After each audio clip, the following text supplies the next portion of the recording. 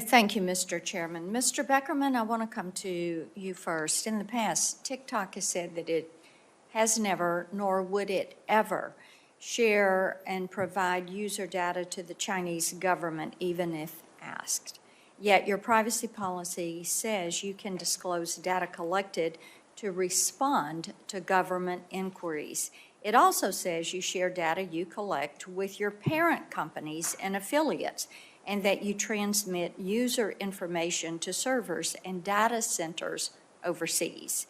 And earlier this year, the Chinese Communist Party acquired an ownership stake and a seat on the board of ByteDance.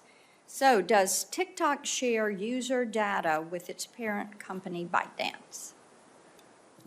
Thank you, Senator. This is an important question, and I'm glad you're asking. TikTok does not... Quickly. Excuse me? Quickly, please. Yes, Senator.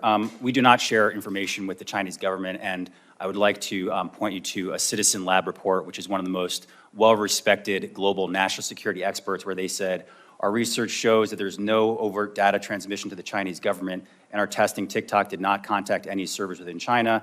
And then the report goes on to state, Senator, that TikTok does not pose a threat to national security, and I'd be happy to submit that report for the record. Okay, let me ask you, please submit the report for the record. Do any ByteDance employees have access to TikTok user data or any role in creating their algorithm?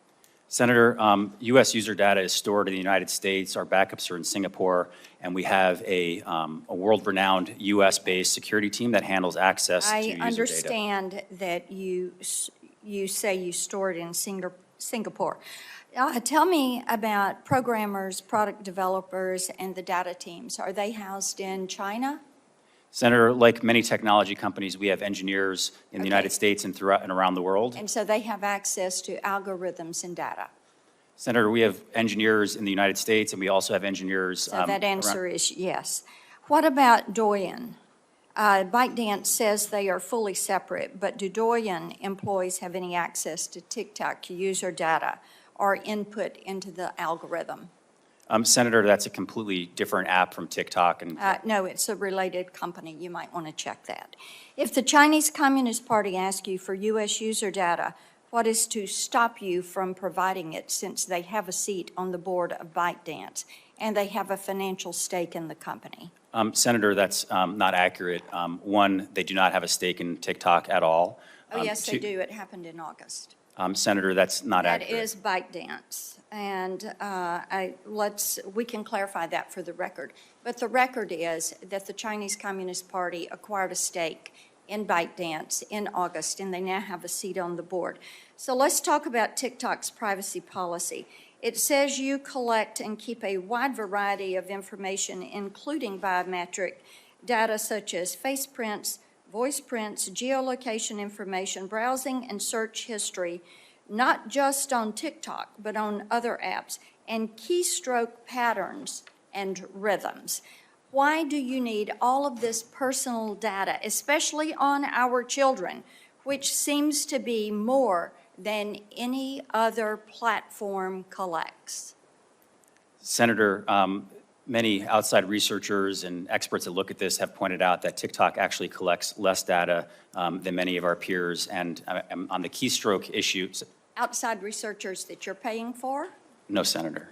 You would submit that to independent outside researchers, because what we're seeing with all of this biometric data and the keystroke patterns, that you are exceeding that. So what do you do with this? Are you creating a virtual you of the children that are on your site? Senator, I don't know what you mean by virtual you. Well, a virtual you is you and your presence online. It's like a virtual dossier. I'm sure you understand that term. And what do you need with all of this information? Do you track children's viewing patterns?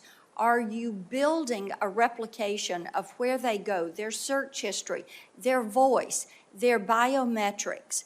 And why does TikTok and ByteDance and Douyin need that information on our children? Senator, TikTok is an entertainment platform where people watch and enjoy and create short-form videos. It's about uplifting and entertaining content. People love it. And I disagree is with the it from- characterization of the way. That is it from the positive, but there's also a negative. And the negative is that you are building a profile, a virtual you, of our children because of the data that you're collecting. You mentioned the family parent provision that you have.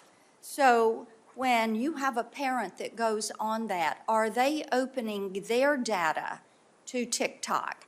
And is TikTok following them or following and capturing their search history? See, Mr. Beckerman, when you capture all of this data and you hold all of this data, then you are invading the property, the privacy of individuals that are on your site.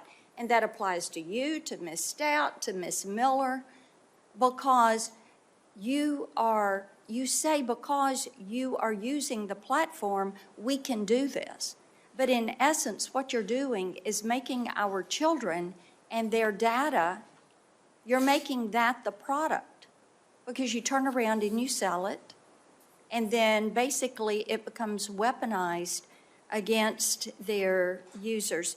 Mr. Chairman, I'm over time. I have several questions for Ms. Stout, Ms. Miller, and we'll do those in a second round. We'll have a second round.